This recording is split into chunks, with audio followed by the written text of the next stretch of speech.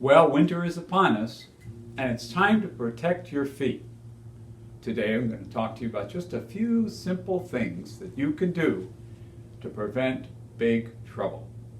So first of all, in the winter it's cold, our feet are colder even indoors, and the skin dries out. So step number one is to use a good moisturizing cream. What constitutes a good moisturizing cream? Well, if your skin is cracking and you're using the various creams you have around the house for your hands, it's time to switch to something stronger. Use a cream with at least 20% urea, U-R-E-A. Those creams will intensify the moisturizing and may help you avoid a lot of trouble. The second thing is that we now have some wonderful new socks. They are a gel sock. And the gel sock has a gel interior, has special oils in the gel. You just wear this for 2 to 4 hours in an evening, and it drastically improves the skin. You then only need a little bit of the moisturizing cream to be applied at the same time.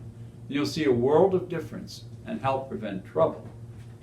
But one of the most important things, particularly right now during COVID, is that the feet need support. I don't mean the arches, but particularly around the heels. So when you wear a closed shoe, the back of the shoe helps compress the heel and keep the skin intact. And when you don't, you can see this bulging out along the corners. Cracks and painful fissures develop, infections can come from that, and it's not fun, and it takes a lot of extra work to get the moisturizing to do the job. So, next on the list, the feet are colder and they need to be protected. You should be wearing socks that help prevent friction and help insulate. And there are many brands of these on the market. These happen to be diabetic socks. What makes them nice, even for people who are not diabetic, is seamless toe box. Second, some cushioning and padding in the bottom. Third, insulating materials in the fabric.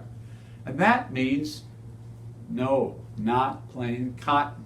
We all have been taught that athletic socks and cotton socks are good. You need socks with insulating materials. These tend to be synthetic, and there are many different mixtures of them to give you that thermally protective sock. And lastly, the top of the sock doesn't have a lot of constriction. That's especially important if you're getting older and having swelling occurring down in the bottom of your feet. You don't want to be cutting off your circulation. So last on the list, along with protecting the skin and insulating the feet, is that you're wearing shoes. And the shoes, maybe for the winter, are the ones you've had for every winter.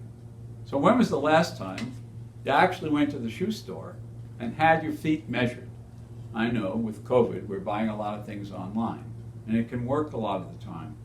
But if you're having trouble, particularly around the tips of the toes, it's time to check the size of your shoes. Feet do get longer as we get older. So with that, protecting dry skin, insulating, protecting and supporting the heels, and getting your feet measured, you may just keep your feet out of trouble this winter.